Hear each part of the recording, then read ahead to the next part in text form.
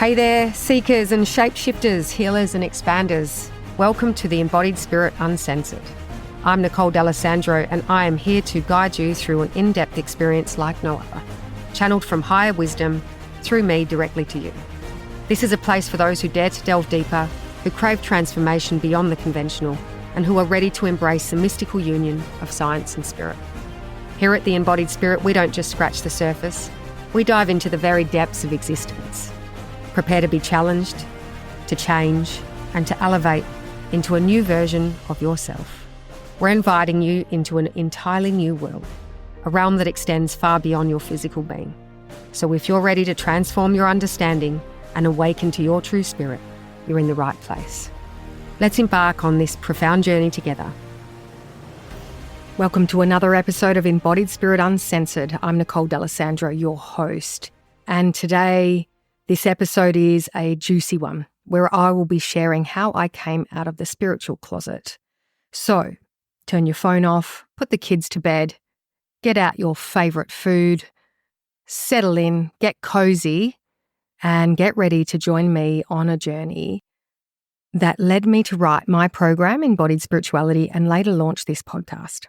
In fact, this is the first time I've gone all in and shared this with the world.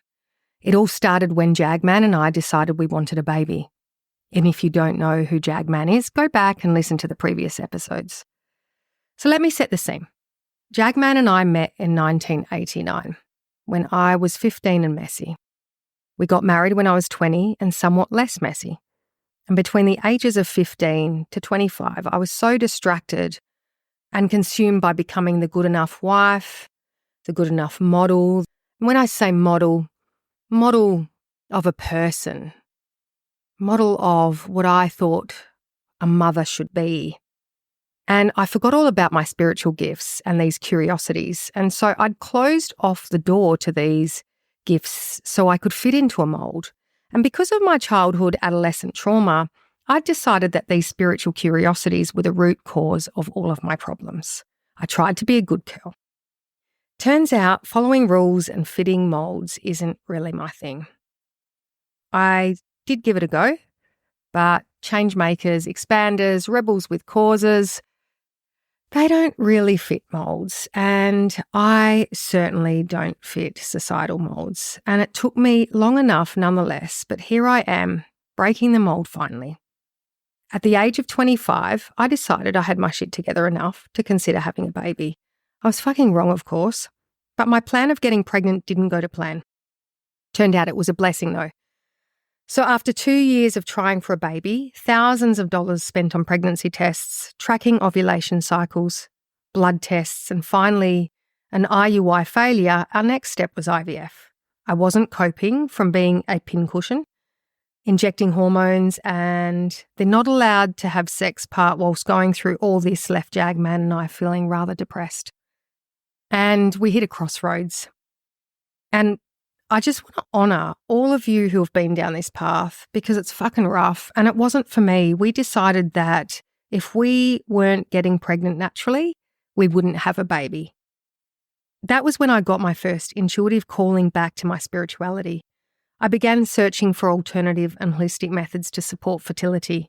And you've got to love the way synchronicities happen, and there is no coincidence, I believe, in life. And this beautiful blessing, once I'd surrendered to this process and that it would be okay if I didn't have a baby, it opened up a whole other world.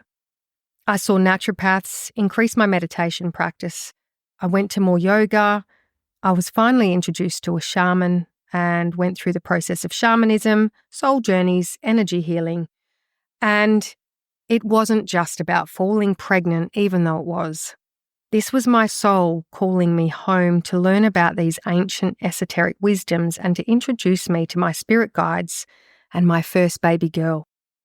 After a few months of journeying with shamans, ancestral healing, soul regressions, and energy healings, I met one of my spirit guides. He was in my meditations, and it was quite freaky at first. I really fucking thought I was crazy by then. He was showing up in my dreams, and one day he showed up in a healing session, introduced me to our firstborn daughter, who is now 22. He was holding her hand. She was about 4 or 5. And I spoke with her and said that I was ready to be her mother. About a month later, I woke up in the night to my guide telling me I was pregnant and that little girl I'd met weeks earlier was growing in my womb. And not to worry because my pregnancy and my baby would be healthy and easy, and he was right. The next morning, Jagman left for work early, and I had to tell someone. So I rang his sister, and she was a really close friend of mine. I did a pregnancy test to confirm that I was, in fact, pregnant. I waited until Jagman had finished work. When he got home, I told him, and he was in disbelief, not just because I was talking woo-woo and spiritual guides, but because our journey over the last 2 years had left me quite depleted. I'd had so many meltdowns. Emotionally, I was distraught. I was working in childcare at the time with babies, seeing mothers who were pregnant. My cousin had gotten pregnant weeks before. And interesting enough, I'd handed over all these baby books, things that I'd collected over the years of my childcare time preparing for being a mother. I'd surrendered all of that. So I wasn't in a good state. I was rather desperate. So he was quite concerned over this, are you sure, for one, and spirit guides, that I said it must be true because my spirit guide told me.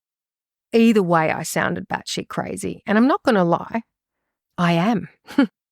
But in all the good ways. It wasn't enough though. 9 months later, that little girl I met in my meditation that I was introduced to was born. I knew it was her. Life, mothering, fitting moulds meant that I went into my amnesia again, and soon enough I forgot about my spiritual gifts.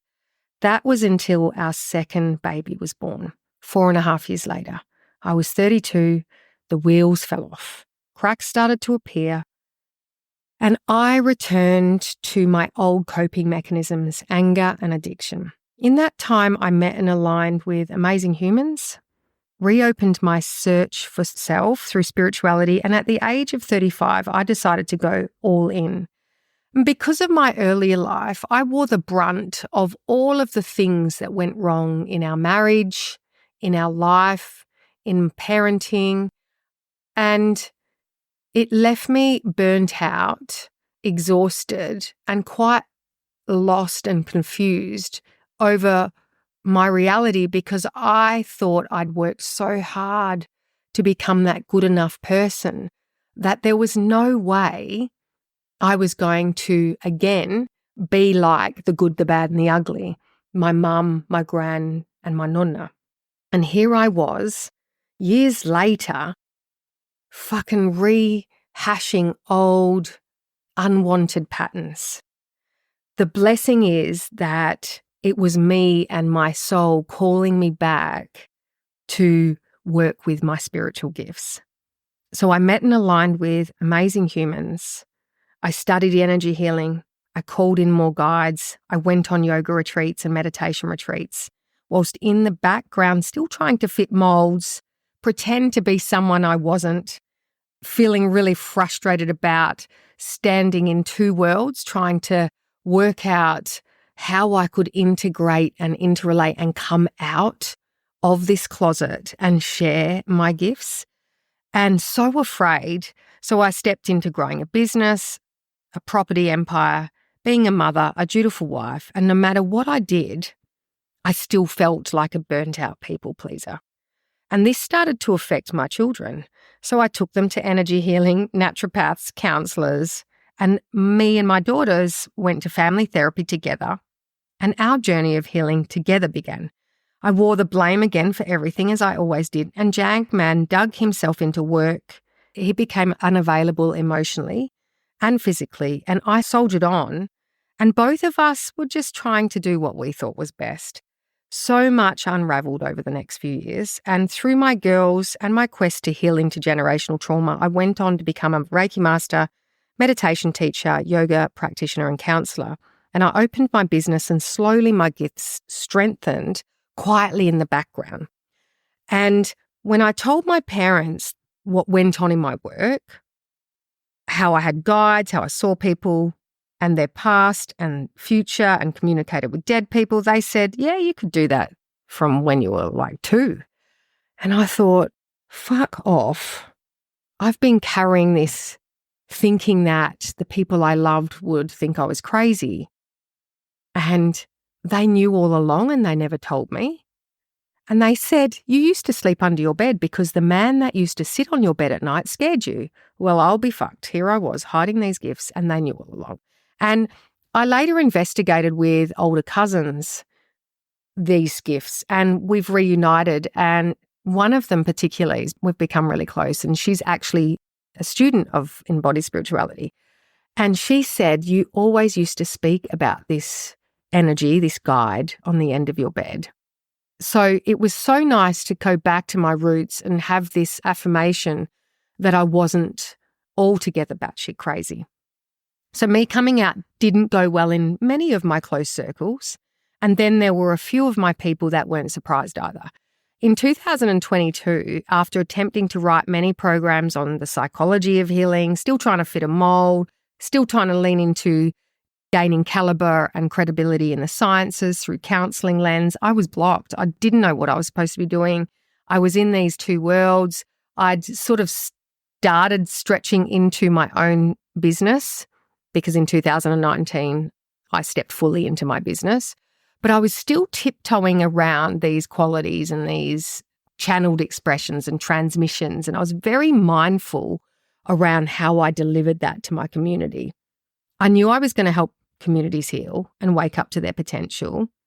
At that point, I was doing one-on-one, but I was so fucking afraid of coming out to public in a group context until I joined Lightworkers Academy with Tracy Spencer. And once I'd revealed this on a Zoom call in front of 200 people, my whole world opened up. The universe heard me. And not long after I dropped that bomb, and there was an instant relief, but also a real fear around knowing I had to do something then, I had another drop in from Spirit saying, you're going to teach and transfer information from Spirit through embodiment. You're not teaching on the psychology of therapy and healing through that lens. I was like, I'm not fucking doing that. There is no way. And I had this argument with Spirit, with the energies that dropped in. And then I went back to share with Tracy what had come in, and she gave me a deadline. And I made a few requests on Spirit. And one of them was that I be introduced to the Spirit team I would be working with. My request was granted. I was introduced to my team of 20 interdimensional spirit guides. And within a few months, 15 people signed up to the first round of the Embodied Spirituality No Bullshit Mentoring Program. And over 12 months, I channeled the program module by module. And each module, my Ascension team worked with me and delivered the content to the group of these courageous souls. And it was such a beautiful journey. And slowly over time, I will introduce you to my Ascension team. I honestly still believe that the esoteric teachings are sacred, and I'm very mindful of the way in which I'll be sharing. However, I will be asking my team how they want to do this, and the podcasts that they will drop in through will be transmitted through their underpinning. And I already know that Archangel Metatron has come through to suggest that they will be working with me on an episode.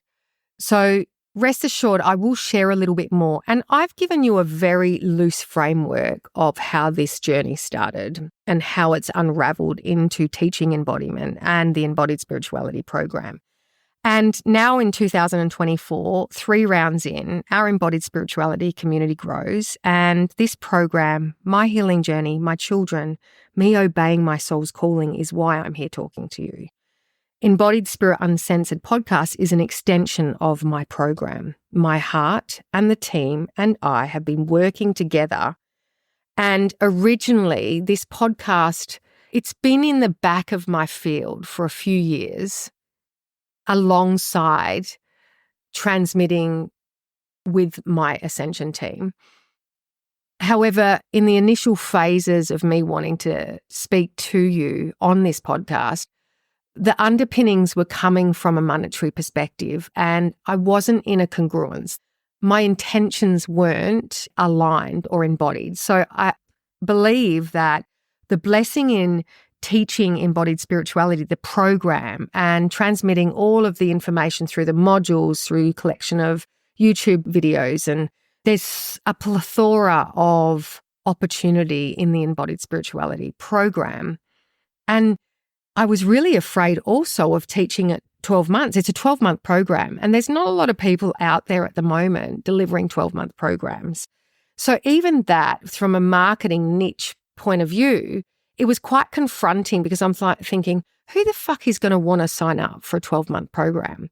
However, I trusted, I lent in, and I followed my soul's calling and my beautiful team of guides who are really high frequency, high vibrational, celestial energies that come directly from source consciousness. So this whole process has been a beautiful unraveling through me being able to trust, through my own very real experience of trauma, through being a people pleaser, through having addiction, through having experienced deep rage and anger and processing that. And on a funny note, not so funny, teaching embodiment to others was really about me learning to embody my own infinite potential. And although I thought that over time I was unraveling into that, it wasn't until I really went through this program and stepped up. And channeling to a group when I was still playing small was mammoth and really courageous. And while I was teaching embodied spirituality, the first round in late 2022, 2023, so last year was really the first round. I took 2 groups through that round. So we're coming into the third round now in 2024. However, what was going on also in the background was a lot of other life changes and really big life changes.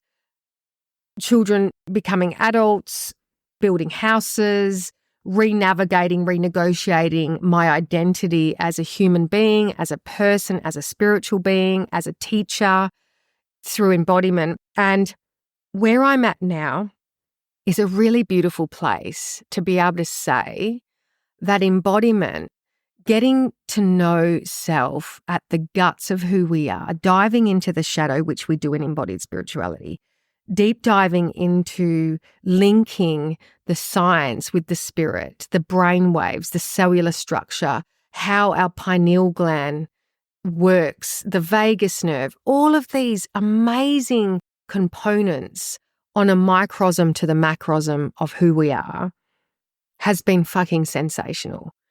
And they say that we teach what we need to learn. And this is so true in my experience. I'm really excited to be finally opening up and sharing some really deep parts of my soul's journey. And like I said, I'm 50 and I've given you really a simplified picture of a story of my life and my journey. But the inner world of that is rich and thick. And I hope that you can take what you need from my expression of spirituality, of being a burnt out people pleaser, of being in business, of being in a long-term marriage, of being in volatility and learning to unshame parts of self, learning to take responsibility and full ownership and accountability over my part, my play in life in relation to people, family, partners, children, mothering. And I just hope that you can relate these parts of my life to your life. And like I said, take what you need, leave the rest, and be really curious if a lot of what I'm talking about, particularly when it comes to ascension, interdimensional spirit guides and embodiment and healing and shadow work and obeying your soul, if it's a different language for you, see if you can open up curiosity rather than negating as bullshit or denying parts of self. Use this as an opportunity to open up a curiosity so that you can dive deeper into your infinite potential, so you can live a more joyful life. And if you haven't looked at the Embodied Spirituality No Bullshit mentoring program, please do. I offer 20-minute strategy calls. Check in.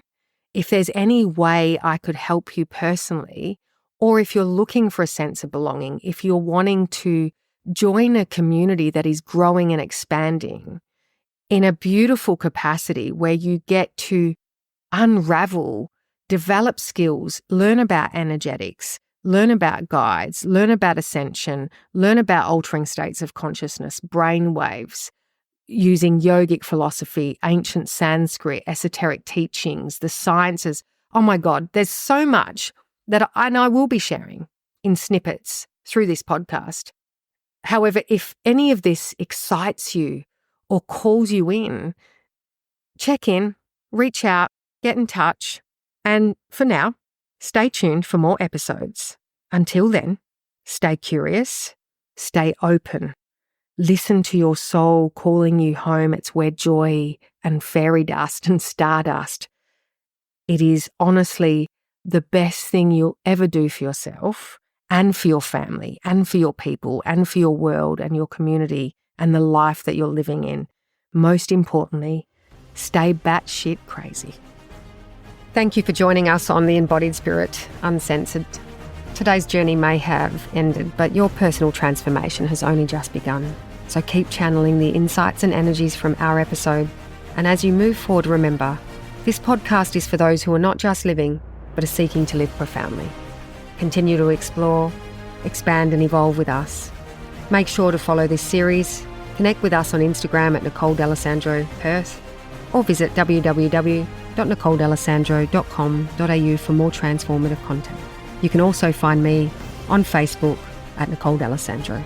Until next time, stay curious, stay inspired, and more importantly, stay batshit crazy as you embody and explore beyond your current realm of existence. I'll see you later for now, and remember, this journey to embodying your spirit is the most significant journey you'll ever undertake.